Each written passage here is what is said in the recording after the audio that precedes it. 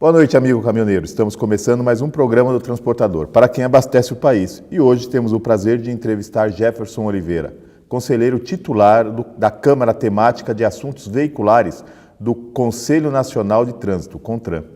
Engenheiro civil com ênfase em transporte, Jefferson sempre atuou nas áreas de transporte e tráfego. Destaque para sua experiência como instrutor convidado do Gabinete de Treinamento da Polícia Militar Rodoviária do Estado de São Paulo, da Polícia Rodoviária Federal e da Polícia Bonaerense, em Buenos Aires, Argentina. Internacionalmente, participou de estudos e treinamentos técnicos sobre legislação de trânsito e transporte na Argentina, Uruguai, Paraguai, Chile, Colômbia, México e Austrália. Obrigado, Jefferson, por nos conceder essa entrevista. Seja bem-vindo. Obrigado a você, Cláudio. Obrigado a oportunidade de falar com os nossos amigos caminhoneiros. Queria cumprimentá-los, desejar uma boa noite a todos. E, primeiramente, colocar uma questão muito simples, né? O trânsito é uma coisa muito sensível a todas as pessoas. Qualquer alteração que se faça em uma legislação de trânsito interfere na vida de muita gente. Às vezes de forma muito positiva e a outras vezes de forma preocupante. Pois é, Jefferson, e esse ano promete, né? Porque 2008 começou, no que diz respeito a trânsito, com algumas polêmicas que poderiam ter sido evitadas. Nós sabemos que este ano teremos algumas mudanças na lei de trânsito. Quais são, e dessas, quais causarão maiores impactos para os caminhoneiros? Bom, primeiro deixa eu fazer uma pequena correção, é 2018. Né? 2018, é verdade. Mas, realmente, esse ano, o ano começou quente, né? Nós tivemos algumas definições por parte do Conselho Nacional de Trânsito, tá? Que começaram no final do ano passado e vão continuar esse ano por um bom período. Nós temos aí o projeto Rota 2030 do Ministério do Desenvolvimento, Indústria e Comércio, o MDIC, né? Que também deve impactar na vida dos brasileiros pelo menos até 2030. Se não vem da forma como foi idealizado, de alguma maneira ele vai trazer algumas novidades.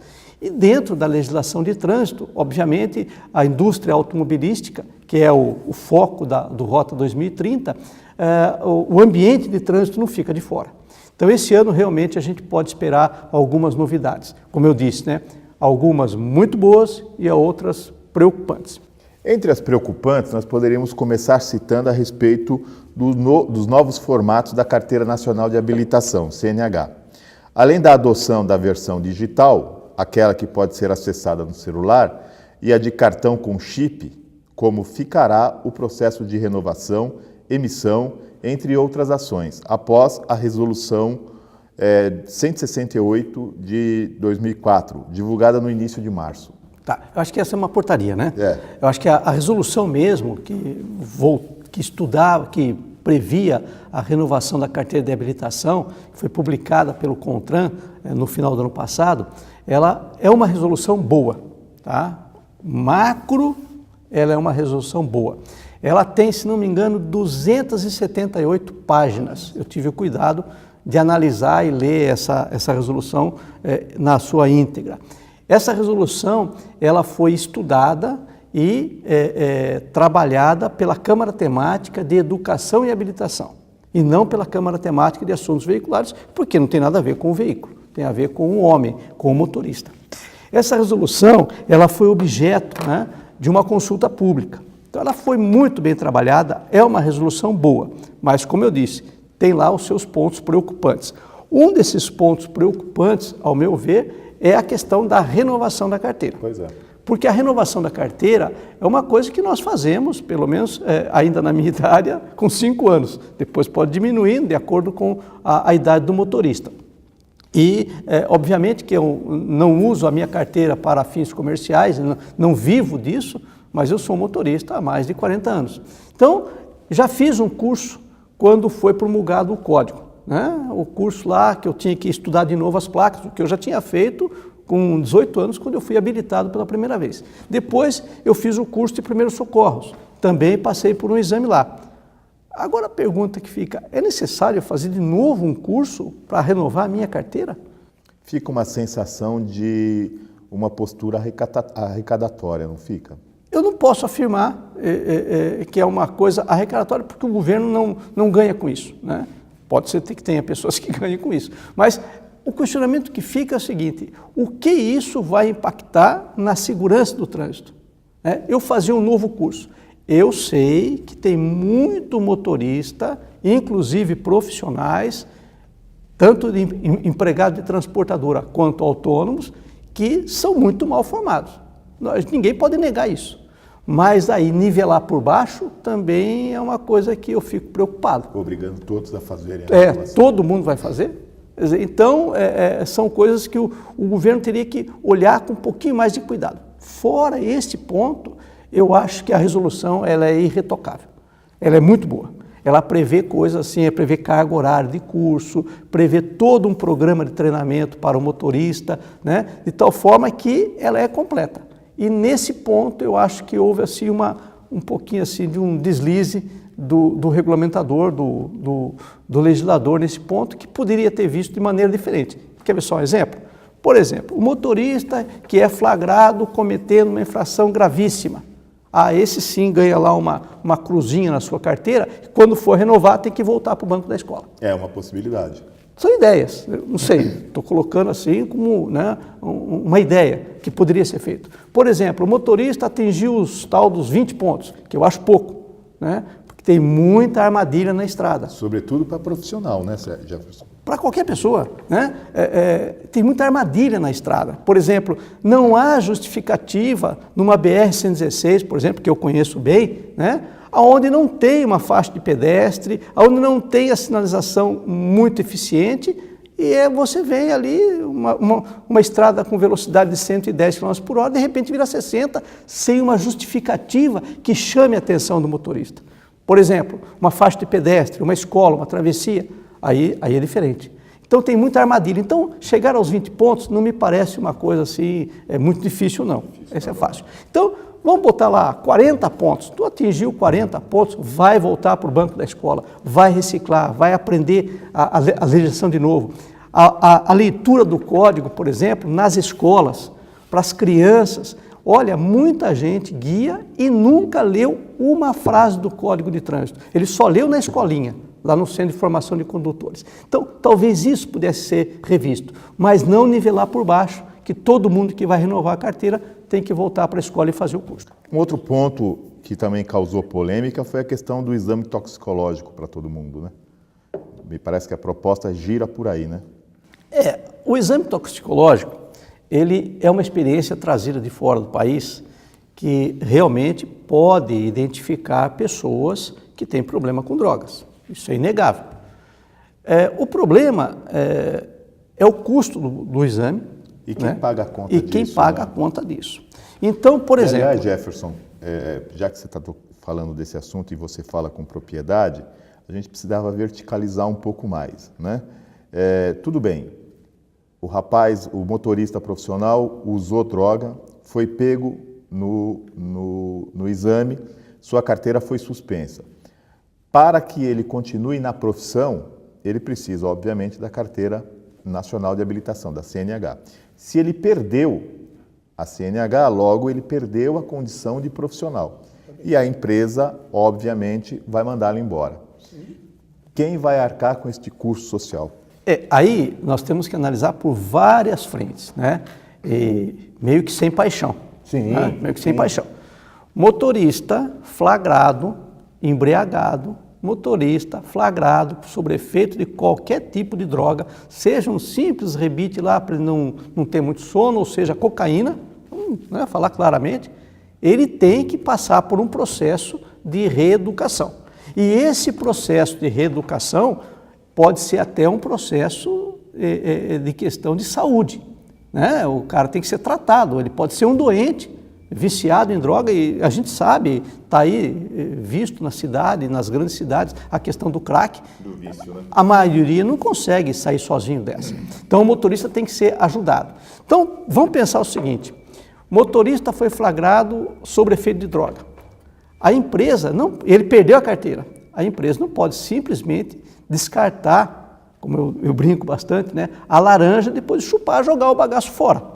Então a empresa tem que ser responsável junto com uma ação de governo para salvar essa vida. Porque se você despedir esse motorista, simplesmente ele perdeu o emprego, ele vai fazer o que da vida? Ele vai roubar? Ele vai matar? Então, é preciso olhar isso, porque o homem sem emprego, o homem sem trabalho, ele perde a dignidade, né? Ele pode perder a dignidade. E aí, então, o que vai acontecer? Ele vai partir de um jeito de sobrevivência. E segundo Fagner, o cantor, um homem sem dignidade se mata e rouba. Ele se afunda naquele meio. Então, é responsabilidade, sim, da empresa, é responsabilidade, sim, do governo, seja ele estadual, municipal, federal, enfim. A sociedade tem uma responsabilidade sobre essa pessoa. Ele não é um bagaço que se joga fora, né? Senão, vamos acabar com tudo isso, né? Agora, isso serve para o motorista que foi flagrado viajando, conduzindo um caminhão, um táxi, um ônibus com efeito de droga, tá? Bom, aí tem a prevenção. E como é que você faz a prevenção? Com investigação, com educação, com uma série de ações que não é só você fazer o exame a cada 5 anos e falar, não, ó, o Jefferson está limpo, ele não tomou droga. Eu posso ficar 90 dias sem cheirar cocaína, ir lá e fazer o exame e passar. E depois, como é que fica? Depois eu vou voltar ao meu vício? Eu vou voltar? E a pergunta que vem, cadê a fiscalização? Nós sabemos, nós entendemos isso, eu tenho muita relação com o pessoal da Polícia Rodoviária Federal, de passagem, né? Uma grande entidade que presta um grande trabalho à sociedade brasileira, eles não têm condições. Quanto mais não tem braço, quanto mais coisa nós colocarmos para as polícias, de qualquer forma, seja ela a Polícia Rodoviária ou a Polícia Federal, fazer, quanto mais coisas eles têm que fiscalizar, menos eles vão fazer. Falta gente. Há quanto tempo a Polícia Rodoviária Federal não faz um concurso? Há quanto tempo não faz uma formação de um novo grupo? E diga-se de passagem, excelentes profissionais.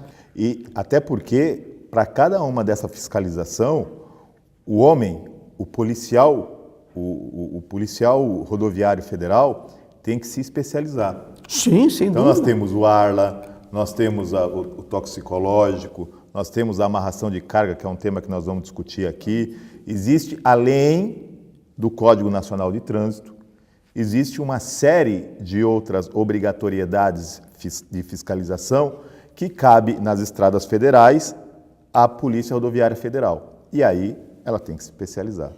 Nesse ponto você levanta um tema fundamental. A Polícia Rodoviária Federal, ela não é só uma polícia rodoviária, ela faz de tudo, ela arma, droga, mulher grávida dando à luz a criança, é tudo. Na rodovia tem tudo. Inclusive programas de saúde. Também problemas de saúde. Mas tem um ponto importante que eu quero levantar. Eu recentemente fui relator de um processo que é o processo de identificação veicular. Esse é um universo. Os pontos onde você identifica o veículo é um universo. Eu não sabia, eu fui aprender com a Polícia Rodoviária Federal durante esse meu trabalho de estudar o projeto, de entender o projeto, e vamos propor uma reformulação nisso. Se Deus quiser, até o final do ano a gente conclui isso e bota isso como uma resolução do CONTRAN, que é o seguinte, né? Existem muitos pontos para você identificar o veículo. Não sei se você sabe, Cláudio, mas existe uma infinidade de veículos que foram recuperados. É claro, a polícia identificou que é um veículo que foi adulterado e o agente público não consegue identificar quem é o verdadeiro dono do veículo. Então o veículo fica lá apodrecendo no pátio porque não se acha o dono, porque a identificação dele é um pouco falha. Deles, né, dos veículos. Então, isso a gente está pretendendo mudar e esse tem um grande trabalho da Polícia Rodoviária Federal. Jefferson, um minuto. Vamos para um comercial.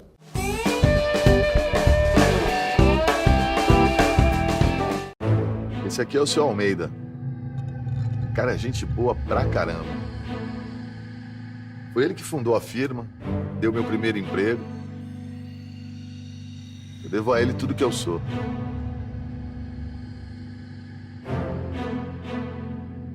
Amanhã, aqui perto da firma, eu vou atropelar o seu Almeida. E ele não vai resistir.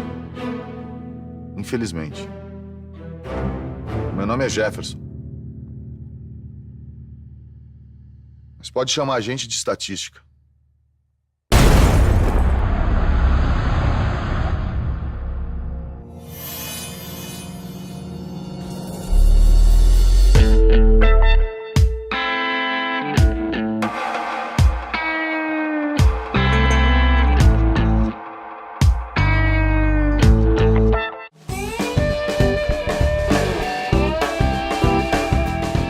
Voltamos com o programa do Transportador, para quem abastece o país. E hoje entrevistando Jefferson Oliveira, conselheiro titular da Câmara Temática de Assuntos Veiculares do Conselho Nacional de Trânsito, CONTRAN.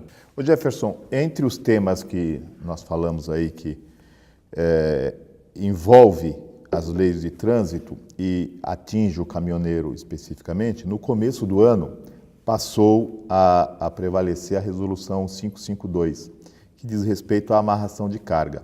Tema já tratado aqui, inclusive, em que a corda não será mais permitida, ou não é mais permitida, para segurar a carga e somente prender a lona. Só se pode usar a corda no caso de você colocar a lona e por cima da lona, então, você amarra com corda. Agora passam a valer também para todos os caminhões e não somente os fabricados em 2017. Agora, desde janeiro. O CONTRAN tem acompanhado a produção, fabricação de novos itens, correntes, fixadores, metálicos, etc., que serão obrigatórios. Há selo de segurança e qualidade, essas indústrias que estão aí adaptando as carrocerias. Quais os fabricantes oficiais? Há risco de produtos não oficiais? Como que está esse meio aí lá no CONTRAN? Tá, então eu vou começar do fim. Okay. Né? Se há fabricantes que tem produtos ruins? Sim, tem. Claro. Como tudo, tem as coisas boas e as coisas ruins. Tem produto que não segue realmente as especificações. Já tem metro para isso? Não tem, esse é o ponto, é aí que eu ia chegar. Tá? Há que se chamar o órgão regulamentador para produtos, né? Porque o CONTRAN não tem atribuição de controlar produtos. Ele pode homologar um produto depois que o Inmetro fizer essa parte. Então, há que se chamar o Inmetro a responsabilidade de fazer uma spec, né, dessas cintas, vamos chamar assim, né, que não é uma coisa nova, é uma coisa bastante antiga, eu vi isso já há muitos anos atrás, né, até nas antigas Fenatrans da vida aí, a gente já via essas cintas. Agora, a questão da amarração de carga é muito importante. O trabalho foi desenvolvido, parte dentro da Câmara Temática de Assuntos Veiculares. Eu não fui o relator, mas participei, acompanhei todo o processo, em que nós tínhamos inúmeros acidentes onde a carga saía voando do caminhão, né? E aí fazia um tremendo estrago. Então você tem a carga de madeira, você tem rocha ornamental, você tem bobina de aço. Você tem muita coisa aí que realmente, se sair de cima do caminhão, faz um estrago. O risco é muito grande. Inclusive, então, na cabine do caminhão. Sim, nós temos... No caso de bobinas, passando por cima... Passa por cima da cabine do caminhão. Então, foi feito um trabalho e chegamos à conclusão que a corda, ela serve realmente para segurar a lona. Isso ajuda muito o motorista. Vamos ser francos, né? O cara fazer a tal da carioca, puxar aquilo... A catraca é muito mais eficiente, aperta muito mais, você consegue um resultado muito melhor. O que tem que olhar é isso que você falou com toda a propriedade, que é a especificação técnica da cinta. Essa cinta que aguenta 3.000 quilos, aguenta mesmo 3.000 quilos? A corrente que foi projetada, aguenta mesmo? Alguém está verificando isso? Os ganchos, né? Os ganchos, a posição dos ganchos da carroceria de madeira, agora vai mudar. Ou seja, já mudou, né? Você vai ter que fazer um outro suporte, não pode mais ser aquele ganchinho que tinha antes. Porque a carroceria, ela vai deteriorando com o tempo e depois, se você puxar aquele gancho com 3.000 quilos, você tira o gancho, acabou. Não tem nada que segure. Mas então, isso é uma evolução. Atinge frontalmente o autônomo, atinge frontalmente a empresa de transporte, mas é necessário. Hoje, nós temos ainda alguns problemas de fiscalização na área de rocha ornamental. Nós vimos aquele caminhão que se acidentou lá no Espírito Santo, né? Onde estava pneu careca, estava todo esculhambado, né? Aí, então, não tem amarração de carga que dê jeito. Que dê jeito, esses casos são exceções, né? Exceções, não dá para... Agora, o que eu penso, eu posso estar falando uma besteira, mas vou me atrever a falá-la, né? Até porque nós estamos com um especialista e aí você diz se sim ou não. O que eu penso, Jefferson, é que essas mudanças, elas precisam vir, né? Porque, lamentavelmente, nós estamos num país em que as evoluções só ocorrem quando o Estado põe a mão pesada, né? Na grande maioria das vezes, né? Lamentavelmente. Não deveria ser assim, acho que o mercado deveria se autorregulamentar, né? Mas, enfim, nós temos uma Câmara Veicular no CONTRAN que é atuante, nós sabemos disso. Nós temos o CONTRAN que ora erra, mas que é um órgão que trouxe muito avanço e benéfico para o trânsito brasileiro, né? Mas você não acha que uma mudança como essa, que mexe com o bolso do transportador autônomo, deveria vir com uma possibilidade de um financiamento? Sabe por quê, Jefferson? Nós entrevistamos aqui o presidente da Associação das Empresas de Carroceria. Eles resolveram sair da Anfávia e montaram uma entidade, porque acreditam ser mais eficazes nas questões das empresas que fabricam carroceria, que são poucas, são 100 e poucas, 200 e poucas. Não são muitas empresas no Brasil. Em nível de Brasil é pouco, né? E ele estava falando que uma mudança como essa pode atingir aí os R$800, R$1.500, alguma coisa por aí. Não passa de R$1.300, R$1.400, R$1.500, né? A mudança toda Os ganchos. da adaptação tirando o gancho e colocando o equipamento que põe a cinta, né? Mas convenhamos que R$1.500 para um caminhoneiro autônomo, muitas vezes é o Olha, frete Cláudio, dele. você tem razão. Refletindo agora... Porque para o governo, percebe, não custava abrir uma linha de crédito. Estamos abrindo uma linha de crédito de até R$2.000 para que todos os caminhoneiros façam... Porque você falando com calma assim, né? Você falando com calma assim, está me fazendo refletir agora sobre isso, né? Mas em momento nenhum, nós, na Câmara Temática, fomos alertados disso. E veja, os transportadores têm 2 assentos lá na Câmara Temática. Então vai aqui, não é uma crítica, mas uma lembrança para os meus colegas lá. Lembrando que nós somos um órgão consultivo. Sim. Nós não deliberamos. Importante. Tá? Nós somos consultivos, mas nós temos 2 assentos ali ocupados por representantes dos empresários da área de transporte de carga e dos autônomos. Então, você colocando com essa calma toda, né, sem o calor da paixão, né? da defesa, do que não pode, que isso não é bom e tal, colocando dessa forma... Que perceba que nós não estamos pedindo para que dê. Dê nada. Eu entendi claramente. A proposta não é essa. Eu entendi. Eu quero comprar a minha casa pagando prestação todo mês. É isso aí. Eu acho que cabe. Mas devia ter sido pensado, porque, veja, nós temos atribuição sobre o trânsito, né? Sim. Aí tem que envolver outros órgãos outro de ministério, governo, inclusive, né? Onde vocês têm também representação, os autônomos, os empresários da área de carga, para fazer esse tipo de gestão. É o que aconteceu no Rota 2030, né? Tem a parte técnica e tem a parte financeira da coisa. Mas você tem razão, eu acho que poderia ter uma ajuda, sim, refletindo agora com calma, mas deveríamos ser lembrados, né? Sim. E lembrar também que o CONTRAN não tem o poder de legislar sobre isenções, né, ou sobre questões de financiamento. O que eu vejo, Jefferson, aproveitando a oportunidade, é que assim, e você está coberto de razão quando você fala, olha, os autônomos têm um representante lá, que às vezes está tão focado na questão na cinta, do trânsito, esquece, né, que acaba perdendo a possibilidade de expansão disso. Mas o Fórum Permanente do Transporte, ele tem sido muito proativo nesse sentido, viu, Jefferson? Eu participei de uma reunião do Fórum, a última, que encerrou o ano de 2017, né?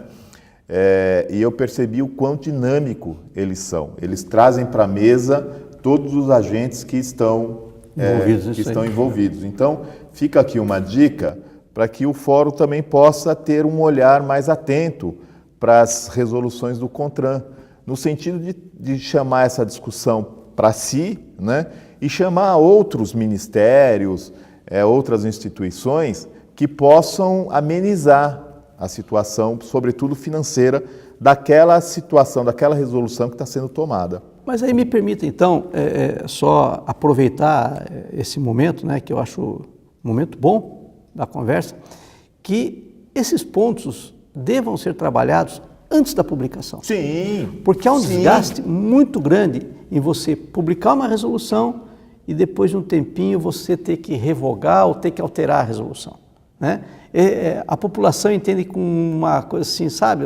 Os caras estão lá, não sabem bem o que querem, ou não sabem escrever direito, né? Sai erros? Claro que sai erros, tudo sai erros, mas com tempo de correção. Ainda bem que resolução é muito mais fácil que corrigir lei, né? Corrigir uma resolução, basta uma definição do próprio CONTRAN e se corrige. Agora, uma lei é muito mais complicada.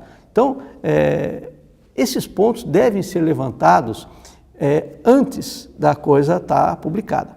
E nesse aspecto eu coloco aqui claramente para você e para todos os amigos caminhoneiros que estão nos assistindo agora, os membros das câmaras temáticas, pelo menos se não estão, deveriam estar abertos, tá, a receber e conversar e debater com todos os interessados sobre o tema. Ok? Tá certo. Jefferson, olha, os 30 minutos ocorrem muito rapidamente. Nós vamos então aqui encerrando o programa do transportador para quem abastece o Brasil, deixando as câmaras abertas para suas considerações finais. Bom, mais uma vez, agradecer aí a organização, né? E colocar claramente que o trânsito é uma coisa de todos, né? Se cada um cumprir a sua parte, a vida de todos fica melhor, né? Por exemplo, né, cuidar da manutenção do seu veículo, né? Cuidar de respeitar a legislação, coisas muito simples, furar um sinal vermelho é assim um absurdo, né? Estacionar no local proibido é um absurdo, tá? Então, fazer cada um cumprindo a sua parte para realmente um trânsito melhor.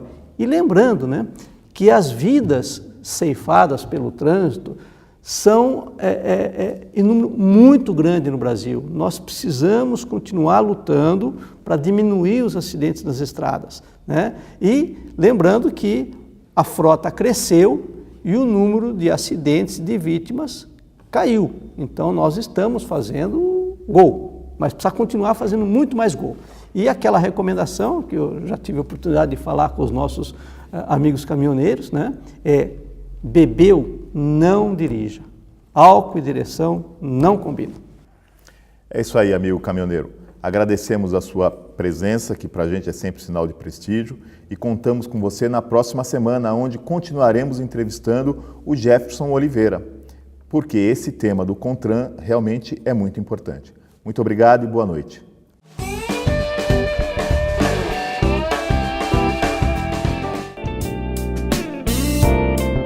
Recantangaturama é a colônia de férias do Sindicam SP, Sindicato dos Caminhoneiros, localizada em Santa Isabel, São Paulo.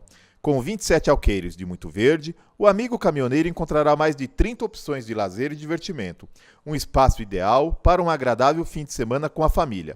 No Recantangaturama, você encontrará confortáveis acomodações e amplo restaurante. Entre as opções de lazer, destaque para as piscinas adulto e infantil, lago para pesca esportiva e passeio em pedalinho, campo de futebol gramado, pista para caminhada e um seguro playground para crianças de até 10 anos. No local, há ainda viveiros de pássaros, toca de coelhos e uma ampla área verde de mata nativa.